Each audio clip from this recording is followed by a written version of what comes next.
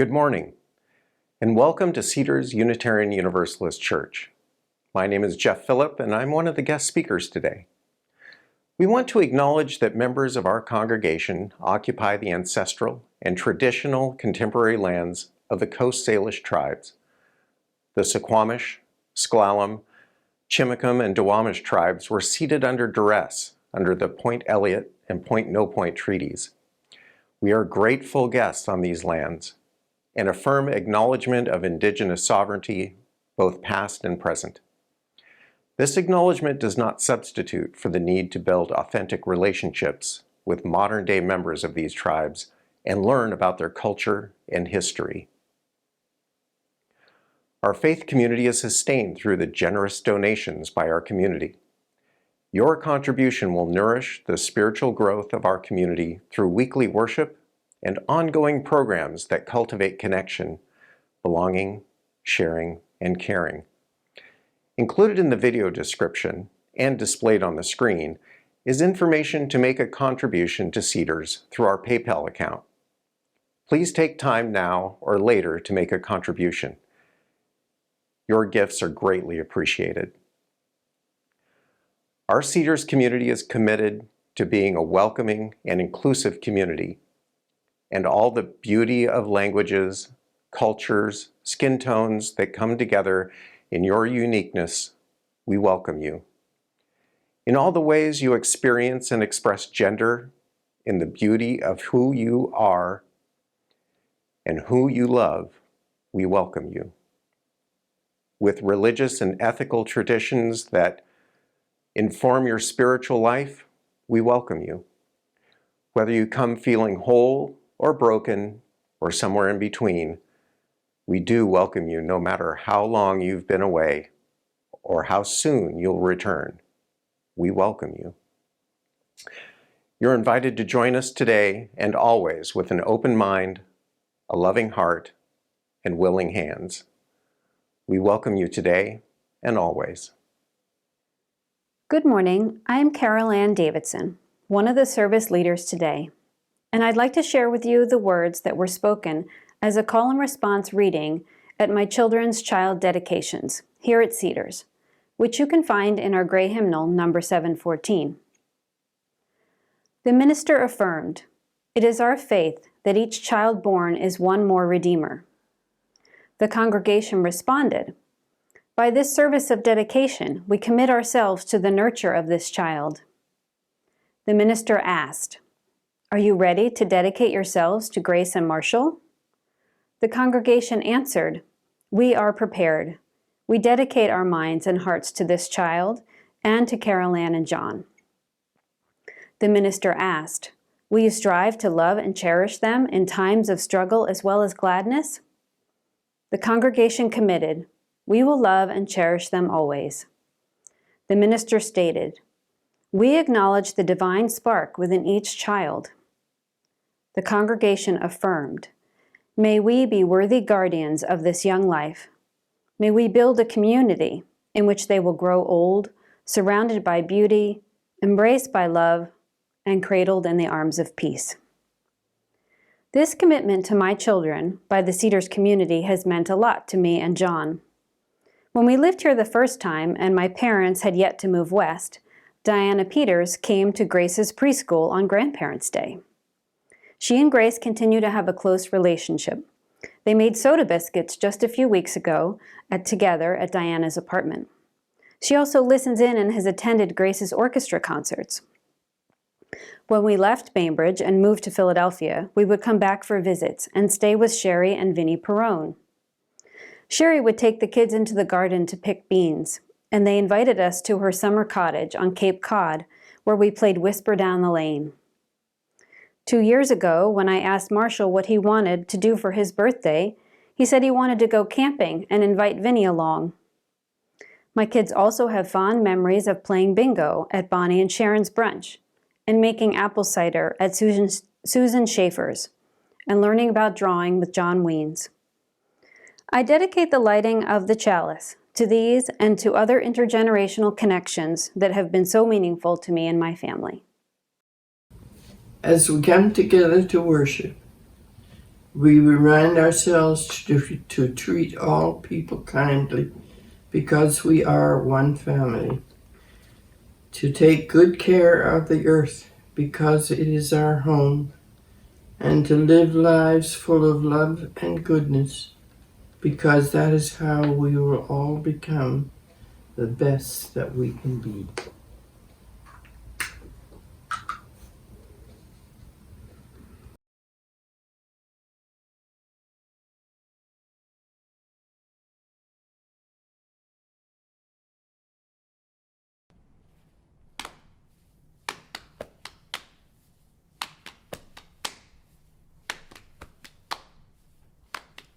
Building bridges between our divisions, I reach out to you, will you reach out to me?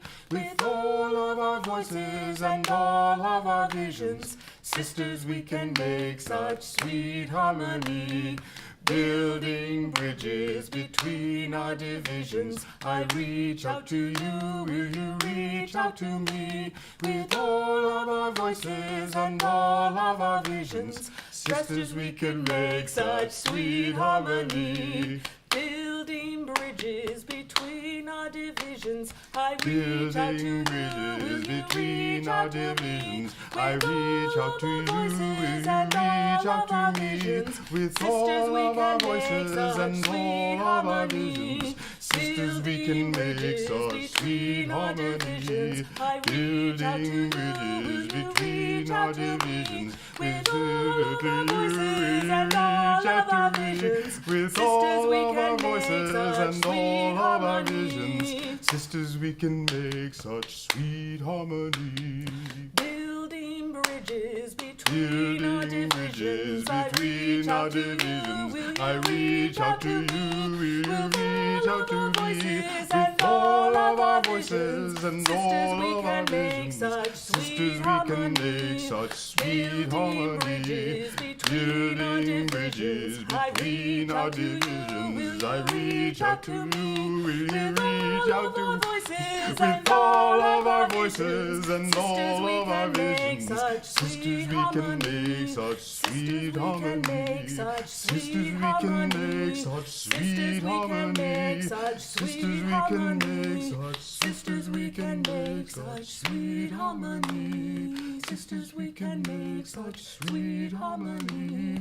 Sisters, we can make such sweet harmony. Sisters, we can make such sweet harmony. Sisters, we can make such sweet harmony. Sisters, we can make such sweet harmony.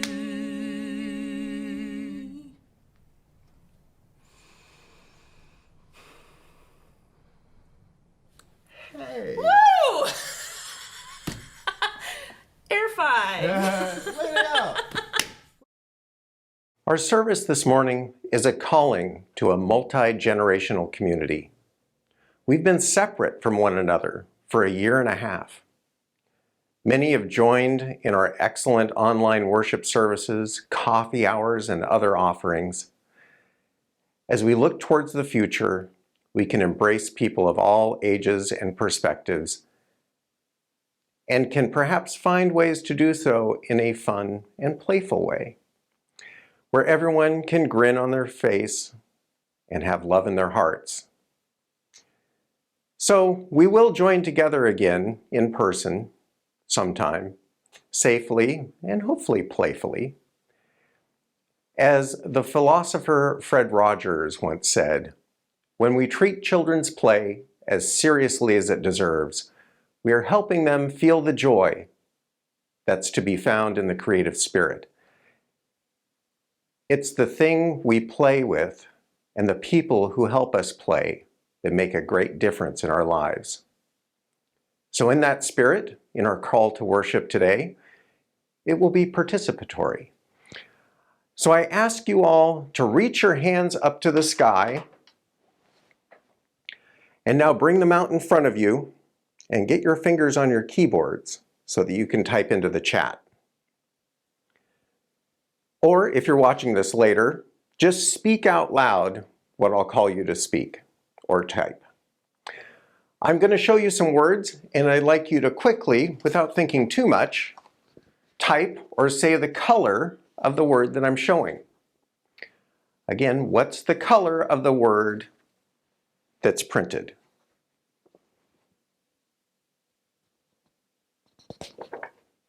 These are going to go fast, so get those fingers typing.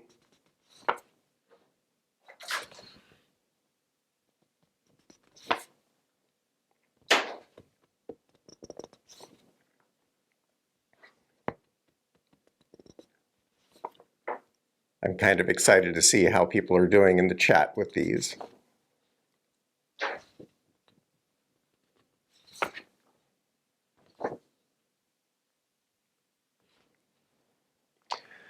So again, to quote Mr. Rogers, "The child in me is still, and sometimes not so still."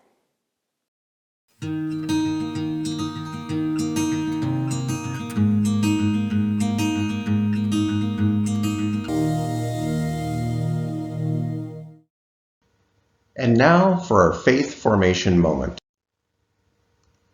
The Velveteen Rabbit by Marjorie Williams Bianco and illustrated by Sir William Nicholson. There once was a velveteen rabbit, and in the beginning he was really splendid. He was fat and bunchy, as a rabbit should be.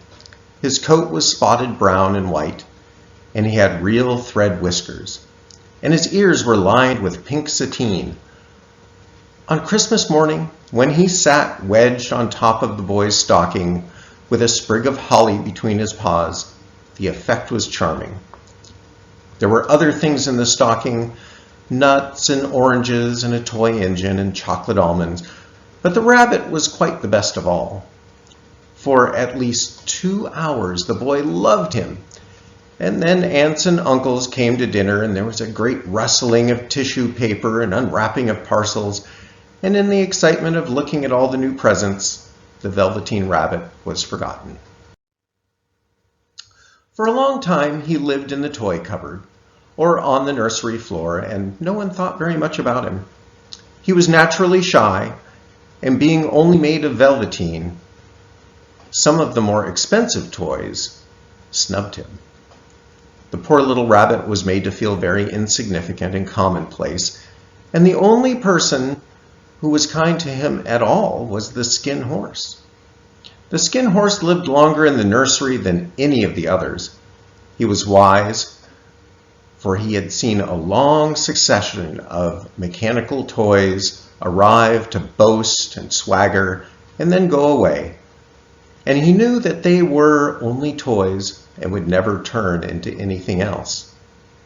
For nursery magic is very strange and wonderful, and only playthings that are old and wise like the Skin Horse understand all about it. "What is real?" asked the rabbit one day. "Does it mean having things that buzz inside of you and a stick-out handle?" "Real isn't how you're made," said the horse.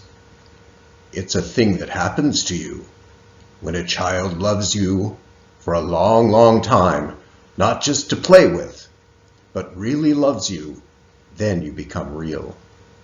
"Does it hurt?" said the rabbit. "Sometimes," said the horse, for he was always truthful. "When you are real, you don't mind being hurt." "Does it happen all at once, like being wound up, or bit by bit?" asked the rabbit. "It doesn't happen all at once," said the Skin Horse. "You become. It takes a long time. Generally, by the time you are real, most of your hair is fallen off and your eyes drop out and you get loose in the joints and very shabby. But these things don't matter at all, because once you are real, you can't be ugly except to people who don't understand you." The rabbit sighed. He thought a long time before the magic would make him real. One evening, the boy was going to bed. He couldn't find the stuffed dog that he always slept with. The boy's Nana was in a hurry, swooped the rabbit out of the cupboard. "Here," she said, "take your old bunny. He'll do to sleep with you," and put the bunny in the boy's arms. And that night, and for many nights thereafter, the Velveteen Rabbit slept in the boy's bed. Well, spring came, and they had long days in the garden, for wherever the boy went, the rabbit went too. He had rides in the wheelbarrow and picnics and lovely fairy huts built for him. And once when the boy was called away suddenly to go out to tea, the rabbit was left out on the lawn until long after dark. Nana had to come out with a candle to find him because the boy couldn't sleep unless the rabbit was there. He was wet with dew and quite earthy from diving under burrows, and Nana grumbled as she rubbed him off with her apron. "Oh, you must have your old bunny. Fancy all that fuss for a toy."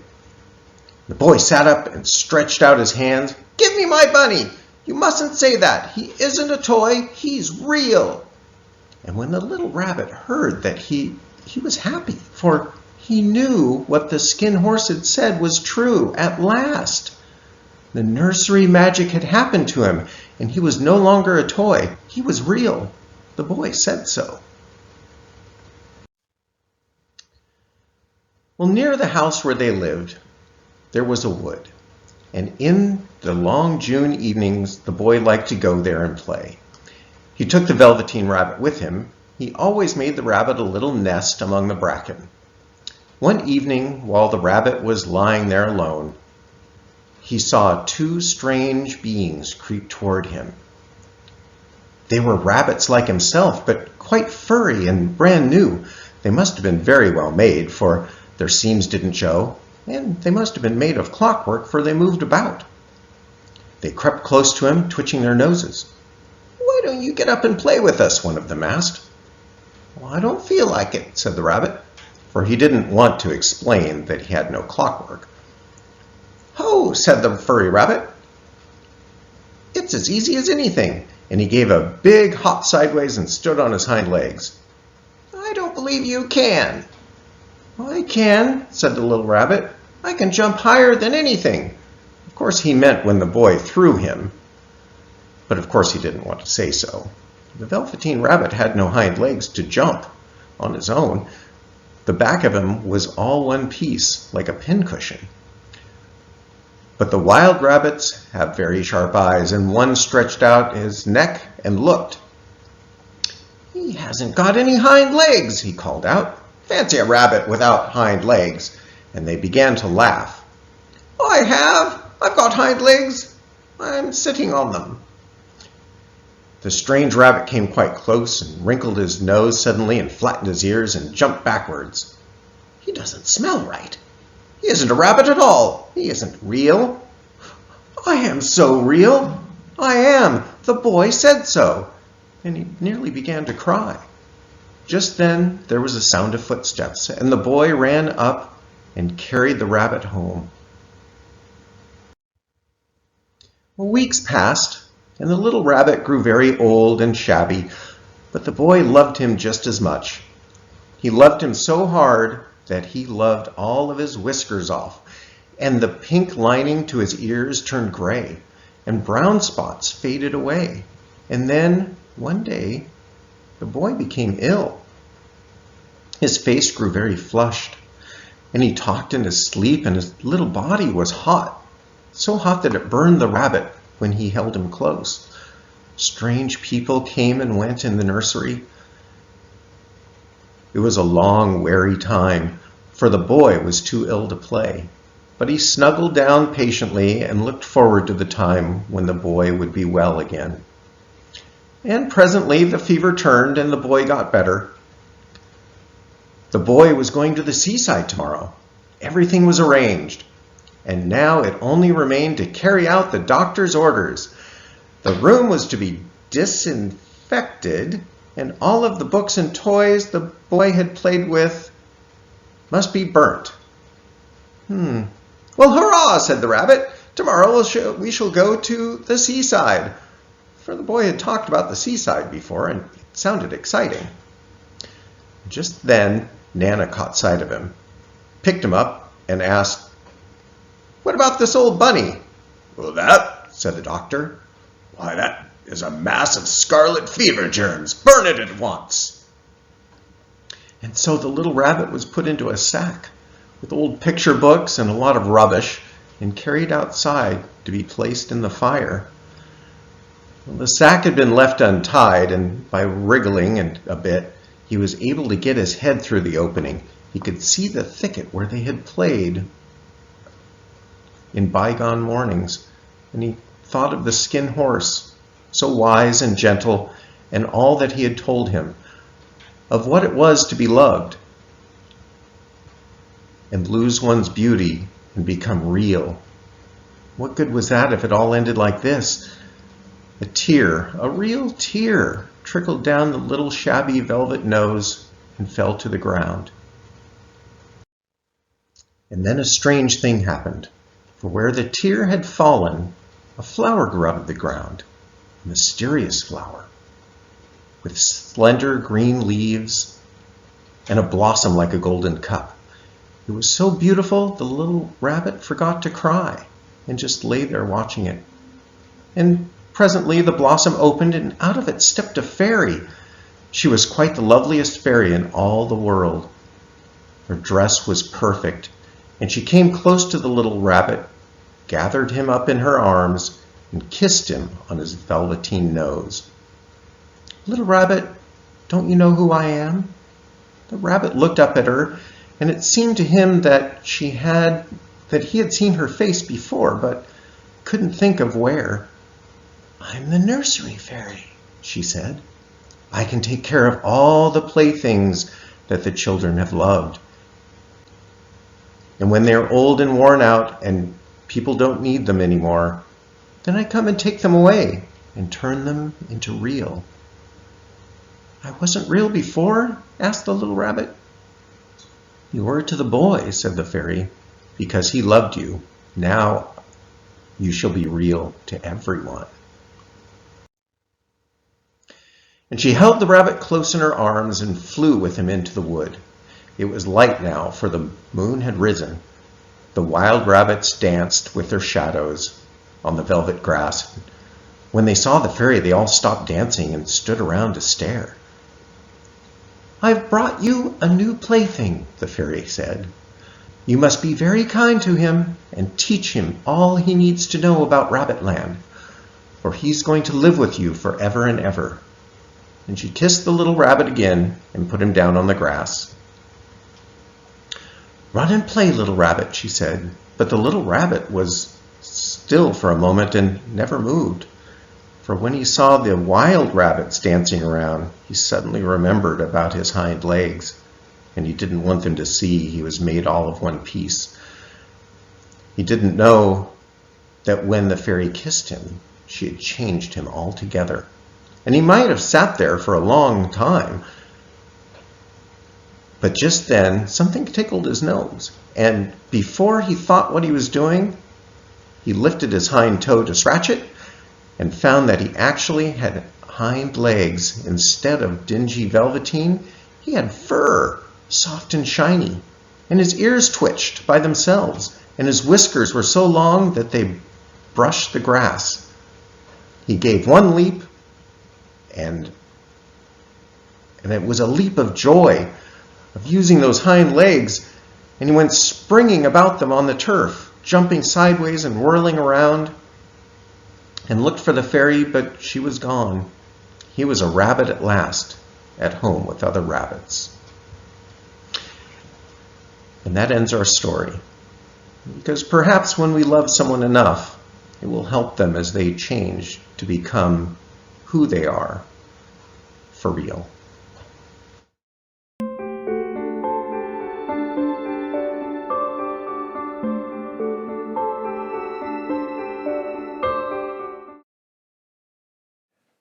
I'd like to lead us all in a guided meditation to think about play a little bit. So settle your body in the space that you find yourself. Look around to see if there's something near you that brings you joy, something to fiddle with, roll in your hands or toss in the air. Feel the texture, the shape. Pick it up and have some fun with it while we explore a playful side of ourselves. Relax a bit. Close your eyes if you like. Let your mind drift to a time recently or in the distant past when you just had fun. Plain, spontaneous fun. When for a brief time, the weight of responsibility seemed to be pushed away. Recall where you were as you were smiling, laughing, playing. It may be warm or cold, sunny or rainy, because fun and joy can be found in so many environments. Who are you with? Perhaps you're alone, or with one person, or a few, or many. Are they your age? Younger? Older? Are you moving fast or slow? Sitting and playing a game? Let the feeling of that time wash over you. Let the enjoyment fill you until your cheeks stretch into a smile. Your smile and laughter and joy is contagious. Whether to the people that you're with in the moment or the people that you met later in the day, your feeling of happiness and fun spreads to them, perhaps just a little, or perhaps a whole lot. You see smiles on their faces and giggles rising in them, or sparkles in their eyes. Remember how easy it is to laugh, how the purposelessness of fun grows when you share it with someone, how you long to share that feeling again. Imagine sharing that spirit of fun with someone of another generation. Being with children, youth, and young adults, and catching their infectious fun in the moment.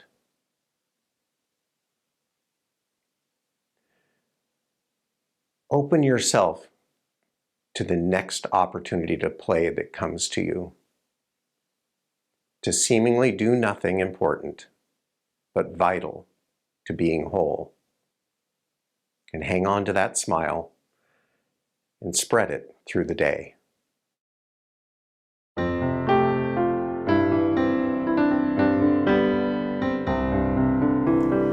For the earth forever turning, for the skies for every sea, for our lives, for all we cherish, sing we your joyful song.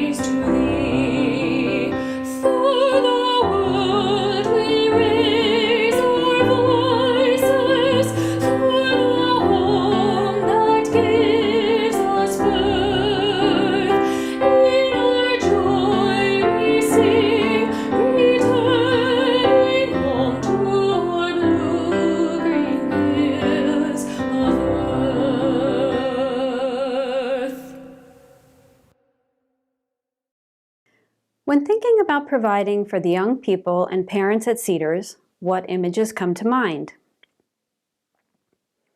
We might think about RE classes, trips to meetings of other faiths, Our Whole Lives, better known as OWL, parent groups, or kids running around at coffee hour.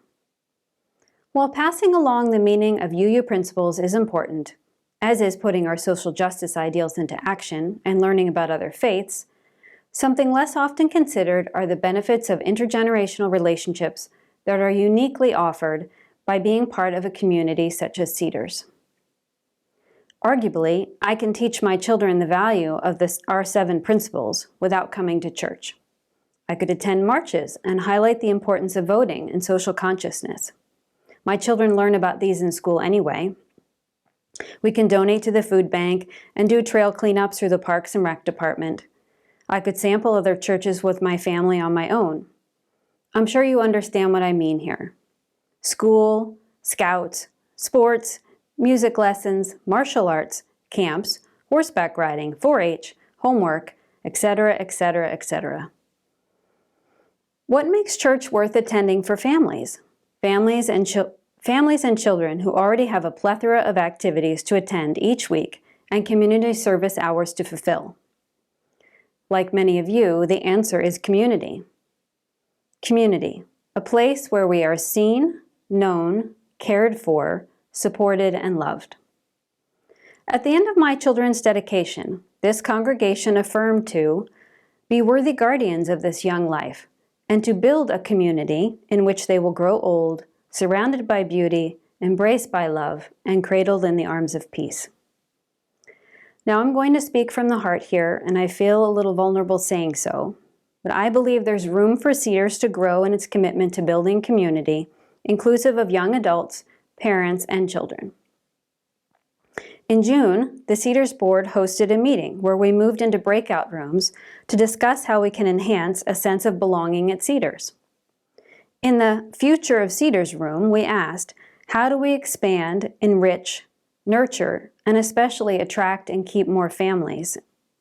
Suggestions were given, such as reinstate OWL, reach out on social media, advertise more, encourage families to bring friends, and host more fun events.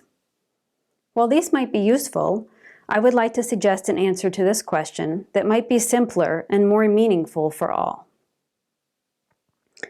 Build relationships with parents and children and young adults. Engage with them. Play. Most people think of play as being something that only children do. Yet play is an important part of the human experience for people of all ages. Let's explore the many benefits of play and how play can be a meaningful bridge to foster belonging and build relationships across the generations. Play, defined by the functional medicine practitioner Chris Kresser, is an activity engaged in and for enjoyment and recreation, rather than for any serious or practical purpose. It's voluntary, spontaneous, stress-free. It's being in flow, being joyfully immersed in the moment without consciousness of time and place. Play lowers stress levels, releases endorphins, improves cognition, wards off depression, boosts immune function, heart health, and builds relationships. As Winnie the Pooh states, doing nothing often leads to the very best of something. In an article published in Yes magazine in May of 2019, Mark Friedman, author of How to Live Forever, The Enduring Power of Connecting the Generations, writes, when younger and older connect, the intergenerational relationships built are a route to success in early life and a key to happiness and well-being in our later years. He goes on to note that study after study, not surprisingly, showed the benefit of adults in young people's lives. Less incidence of drugs, better attendance at school, less violent behavior, and success in so many measures. But what about the benefits to older adults? He states one powerful answer comes from the Harvard study of adult development, which began tracking more than 700 men in 1938 and continues to this day. Of the study's findings, one towers above all the others. Relationships are the critical ingredient in well-being, particularly as we age. The study's authors notes Masters of generativity tripled the chances that the decade of the 70s would be, for these men and women, a time of joy and not despair. Generativity means investing in, caring for, and developing the next generation. Older adults who did so were 3 times as likely to be happy as those who did not. Now, I know that at least some of you are not very comfortable around children, or at least the idea of playing with them. I was one of those people too. Before I became an aunt and then had kids of my own, I felt silly being silly. But play doesn't have to mean being goofy. Play can even be solitary. It's more of an attitude of curiosity, openness, and joy for the sake of joy. Here are some examples of play that might surprise you. Dancing, going for a walk in nature, playing with your dog or cat, doing a puzzle, playing a board game, artwork, making music, singing in the shower, joking with a friend or family. Play takes countless forms depending on age, personality, and unique interests. So how can we build and strengthen intergenerational relationships here at Cedars? I asked Carrie Schmidt, our new Faith Formation Chair, this question, and she laughed and said, "Children are people too. Just talk with them like you would anybody." That said, she remembers when she was younger being fearful of old people. As a person who works professionally with older adults, I would give the same answer to anyone who feels the way Carrie did when she was young. We're all just people. Satchel Paige once said, "How old would you be if you didn't know how old you are?" We have a challenging time ahead as we enter into another fall and winter with COVID. But there are ways to keep building community and exercising our fun muscles. Next time you see an event planned for families, remember, you are family too. Come out to the corn maze, be a part of that service project. Go to the park where we're all playing. Outdoor fun can be safe and inclusive. Sure, we'll bundle up because it's cold and we may be wearing masks, but that doesn't mean the smile on our faces isn't there, knowing that we're doing these things together. I've watched scores of youth in our congregation and throughout the Northwest find deep meaning in the philosophy and faith of our Unitarian Universalist beliefs. They often bring it to the next level with radical inclusiveness with their peer groups. They find a place that welcomes their weirdness in a world that is often unkind. And then I have watched as those same people, now in their 20s or 30s, who don't see a place for themselves in UU congregations. But what if we were to change that and turn it around? Make their time as children and youth in our congregation an experience where they are next to us in the events of our lives, where some of our worship services include enough joy and playfulness that they like sitting with us, and they receive the same message and thought-provoking ideas we do in the same room, where cottage meetings, group gatherings, and other experiences are offered with an option and consideration for families. Everything doesn't have to be for everyone, but imagine when we are back in person again, perhaps 2 services each month that are designed such that children, youth, and young adults think it's fun and interesting to belong there. Imagine that when we have cottage meetings, at least half plan for children to be there and even participate in the dreaming that inspires our future. Imagine more service projects in the community where your effort and that of a child give back to make a difference.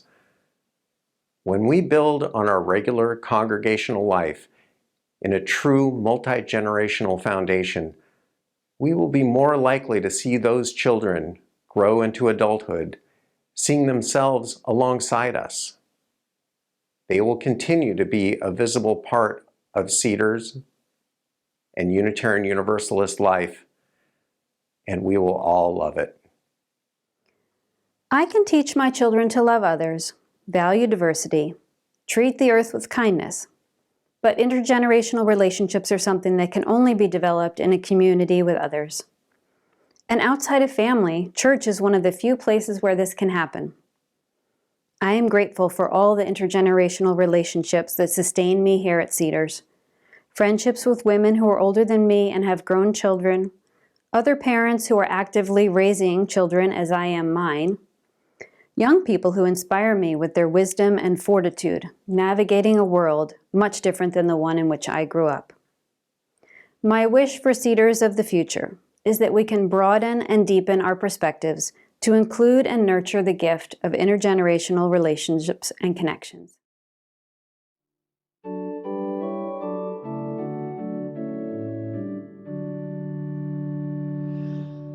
Touch the earth, reach the sky, walk on shores while spirits fly. Over the ocean, over the land, our faith a quest to understand. Touch the earth, reach the sky, children ask the reasons why. In our lives the answers show, and by our love they learn and grow.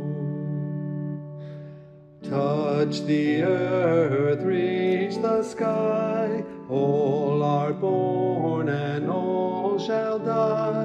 Life's the time left in between to follow a star, to build a dream. Touch the earth, reach the sky, hug the laughter, feel the cry. May we see where we can give, for this is what it means to live. Touch the earth, reach the sky, soar with courage ever high. Spirits joining as we fly, to touch the earth, to reach the sky. We extinguish this flame, but not the light of truth, the warmth of community, or the fire of commitment. These we carry in our hearts until we are together again.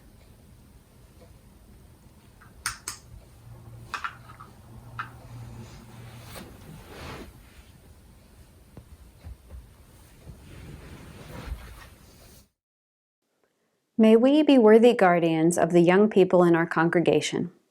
May we reaffirm our commitment to build a community in which they will grow old, surrounded by beauty, embraced by love, and cradled in the arms of peace. May it be so.